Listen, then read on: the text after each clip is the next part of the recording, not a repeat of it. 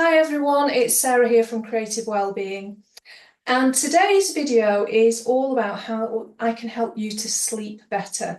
Now, sleep can be a major issue for an awful lot of us, and it doesn't matter what age or gender. So I'm not talking children here and childhood insomnia, we're talking teen, adult, and into later life. It could be hormonal, it could be due to stress, anxiety, poor sleep hygiene, lifestyle habits, all sorts of things. So this one today is all about how to get your body into a better sleep state when you've been sitting a lot. So it might be that you have a job that's either quite demanding or you're sat down a lot. So you could be studying. You could be in a desk-based job. Sorry, I'm trying to find the right place to stand where you can see me. And what that means is when we're sat for a long time, our body goes into this weird mode. Things don't function properly, our breath isn't as good, our circulation becomes sluggish. And if we then go and do a tough exercise class in the evening, what we're then doing is boosting our adrenaline, really waking our body up and saying, now you need to be awake. And then it can be really hard to fall asleep. But similarly, if you don't go to a class, because your body hasn't really moved and it's in that sort of restful, weird state, it's not going to be conducive to helping you go to sleep. So in the evening, early evening, so before 8 o'clock, 8:30, what I'd like you to try and do, especially if you're sat watching telly or maybe sat doing a craft or journaling, is to get up every 30 minutes and just do 3 minutes of exercise. Not strenuous, but it needs to be resistance-based. Okay, so this could be when the adverts are on and you're going making a cup of tea. So while you're waiting for the kettle to boil, how about just doing 3 minutes of squats?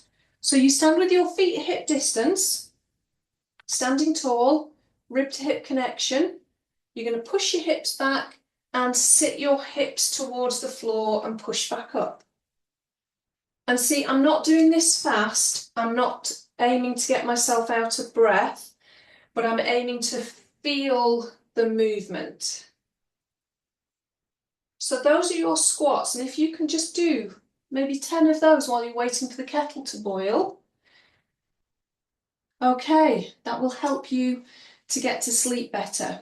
So exercise 2, you can use the wall, or you could use a kitchen counter or a breakfast bar.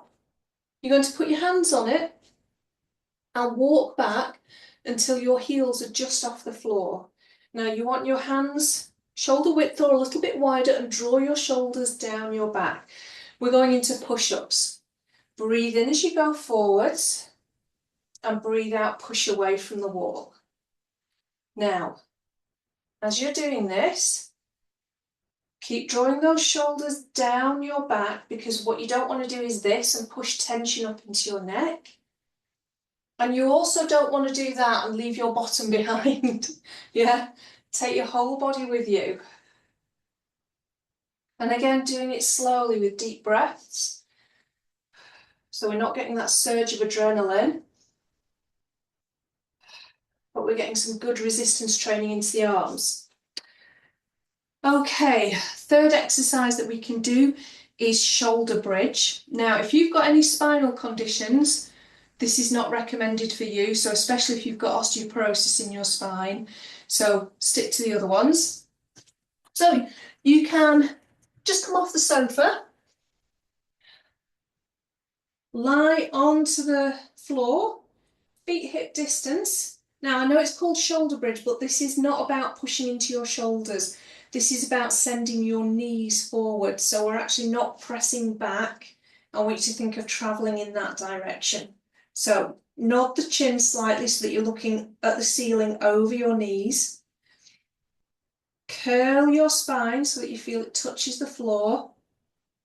And start to lift your hips as you press your knees forward. You're going to curl up slowly till you feel your bottom muscles switch on, and that hip crease opens.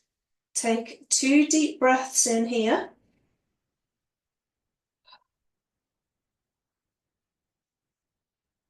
And curl back down slowly, pulling your hips towards your heels.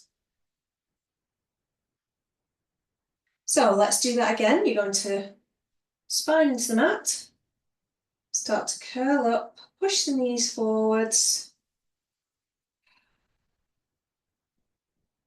2 breaths.